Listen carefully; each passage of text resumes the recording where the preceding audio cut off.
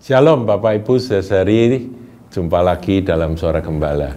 Saudaraku, kali ini saya akan ngajak saudara untuk merenungkan sepotong kebenaran tentang Kristologi. Ini penting saudaraku ya, karena ada banyak serangan dari mereka-mereka yang menolak Yesus sebagai Allah. Itu mereka selalu nyerang tentang keilahian Yesus Kristus Tuhan kita. Nah, kalau ditanya soal apakah Yesus itu Allah bagi kita jawab iya, karena dia adalah firman Allah yang menjadi manusia. Nah, kalau kita menjawab demikian, mereka minta buktinya, maka kita bukakan Injil Yohanes 1. Kita tahu bahwa Injil Yohanes 1 ini berisi pewahyuan yang sangat dahsyat tentang siapakah Yesus Kristus Tuhan yang lahir di kandang Bethlehem lebih dari 2000 tahun yang lalu itu. Nah, di sini dinarasikan dengan kalimat pertama, Yohanes 1 ayat 1, pada mulanya adalah firman. Firman itu bersama-sama dengan Allah, dan firman itu adalah Allah. Jadi ini ada tiga bagian saudaraku ya. Yang pertama, pada mulanya adalah firman. Jadi firman itu memang sudah ada sejak semula. Sebetulnya kata enarche, enhologos itu ya.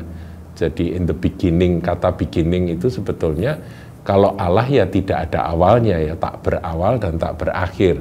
Tapi karena bahasa manusia, maka kalaupun ada awalnya, maka firman itu sudah ada sejak semula, begitu.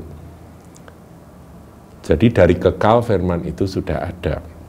Kemudian potongan yang kedua, firman itu bersama-sama dengan Allah. Jadi ada Allah, ada firman. Ya, bersama-sama dengan Allah, atau lebih tepat firman itu ada di dalam Allah.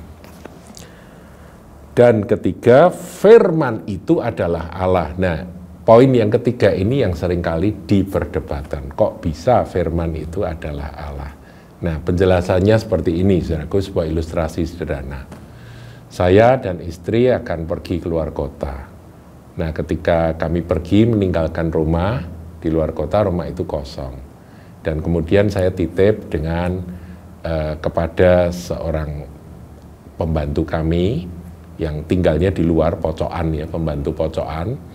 Yang kalau mereka datang, dua orang ya pembantu pocokan ini, kalau mereka itu datang untuk bersih-bersih, saya mau ingatkan pada mereka. Karena apa? Karena ada akuarium berisi ikan, ya ikan arwana dan sebagainya, yang harus dikasih makan. Kalau nggak dikasih makan, 1 minggu saya pergi mereka bisa mati. Nah, saya bilang pada dua orang pembantu ini, saya telepon mereka dan mereka mendengarkan. Kami bicara, saya bicara ya. Saya bilang, tolong ya nanti kalau kamu datang bersih-bersih rumah, kasih makan. Makanannya ada di almari, kamu buka, itu makanan di sebelah kanan itu, kamu ambil, kamu taburkan, supaya ikan-ikan yang ada di akuarium itu bisa makan dan tidak mati. Ya Pak. Nah sudah, saudaraku, mereka berdua sudah mendengar perkataan saya. Kemudian saya pulang, 1 minggu setelah saya bepergian, saya pulang. Saya sampai rumah kaget sekali, karena ikan-ikannya kok pada mati. Nggak dikasih makan rupa-rupanya selama seminggu. Ya, nah waktu saya tanya pada dua orang pembantu ini, waktu mereka datang, saya tanya, itu kok mati? Kalau saya lihat di almari bungkusan makanan kok tidak dibuka. Oh iya Pak, memang nggak kami kasih makan. Loh kenapa? Bukankah saya sudah telepon dan saya sudah berpesan? Kamu harus kasih makan, kalau enggak mati. Agak jengkel gitu ya, saya menegur mereka. Jawaban mereka itu enteng sekali, mereka bilang gini, itu bukan Bapak kok yang ngomong, itu kan suara Bapak. Bagaimana saudara menanggapi akan jawaban yang semacam ini? Saya telepon mereka berdua, ingat ya, kasih makan ikan-ikan itu, jangan lupa, nanti mati. Ketika mereka nggak melakukan apa yang saya perintahkan, waktu saya tanya, bukankah saya sudah berkata kepadamu, sudah menyampaikan, berpesan kepadamu, kasih makan ikan-ikan ini supaya tidak mati. Jawaban mereka, itu kan suara Bapak, itu bukan Bapak. Ini jawaban yang untuk mereka-mereka yang menolak akan firman itu adalah Allah. Firman Allah itu ya adalah Allah, saudaraku. Karena di dalam firman itu ada pikiran Allah, ada kecerdasan Allah, ada pengetahuan Allah, ada hikmat Allah, itu semua ada di dalam firman Allah itu. Seperti saya, ada pikiran saya, ada hikmat saya, ada pengetahuan saya, ada kecerdasan saya.